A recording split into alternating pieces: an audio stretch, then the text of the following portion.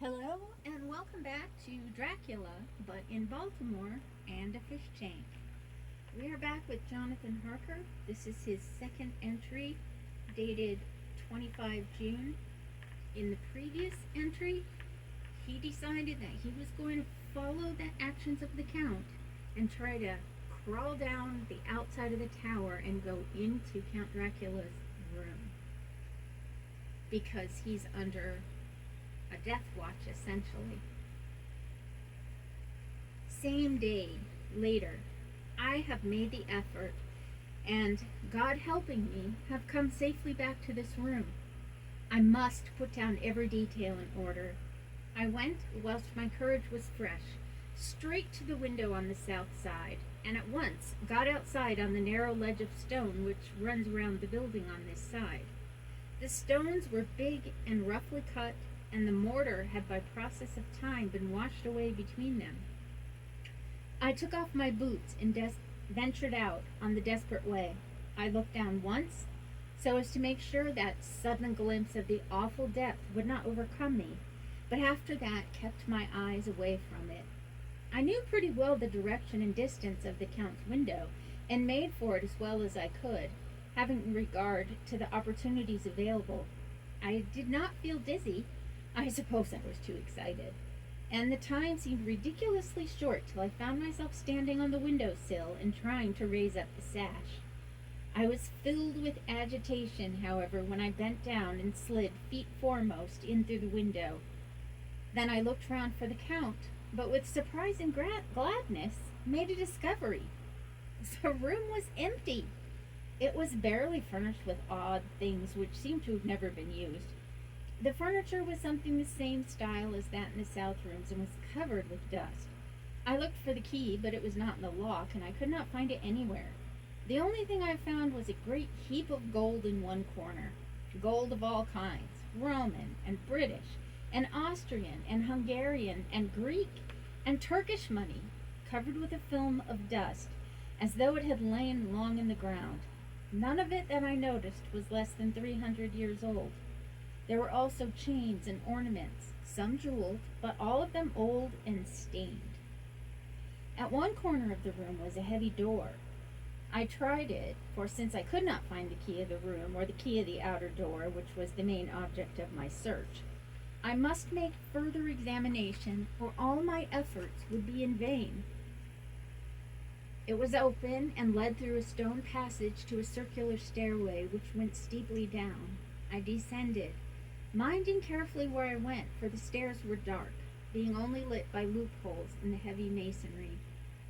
At the bottom there was a dark, tunnel-like passage through which came a deathly, sickly odor, the odor of old earth, newly turned.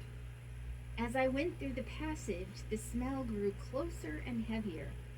At last I pulled open a heavy door which stood ajar, and found myself in an old ruined chapel which had evidently been used as a graveyard. The roof was broken, and in two places were steps leading to vaults. But the ground had recently been dug over, and the earth placed in great wooden boxes, manifestly those which had been brought by the Slovaks. There was nobody about, and I made search for any further outlet, but there was none.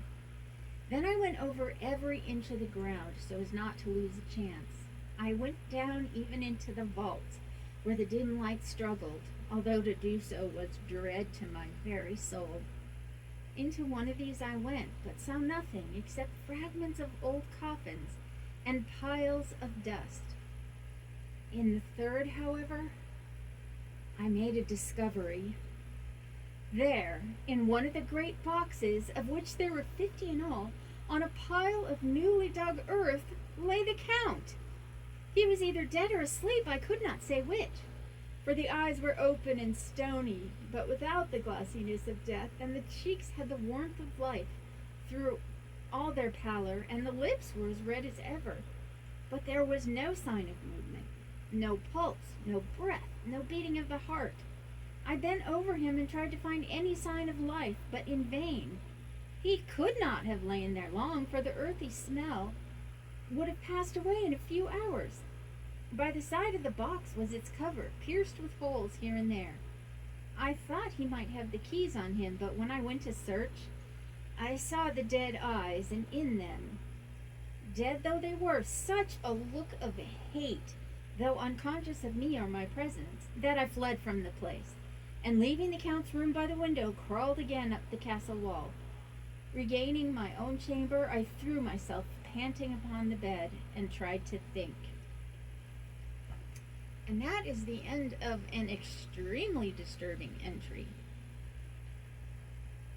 Why would the Count be lying in a bed of earth? We know the guy's weird, but that weird? And I was trying to think what it must have been like for Jonathan crawling out the window with this abyss below him, and then sneaking through the castle and finding this horrible sight. No wonder he ran away. And then I imagine that because he's a meticulous man, he is an attorney, he must have gone back to his room, closed the window, and then immediately taken off what he was wearing and beaten the dust out of it, because he would be covered in the dust of ages, as he mentions when he talks about the money and the furniture. All of this wondering when the Dracula would be coming back again. He must have worked very hard with his heart racing, trying to put everything in order so the Count would have no idea what had happened. That takes incredible bravery.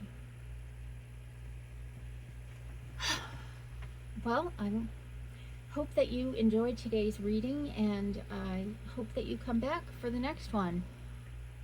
I don't know what to make of any of it. Thank you.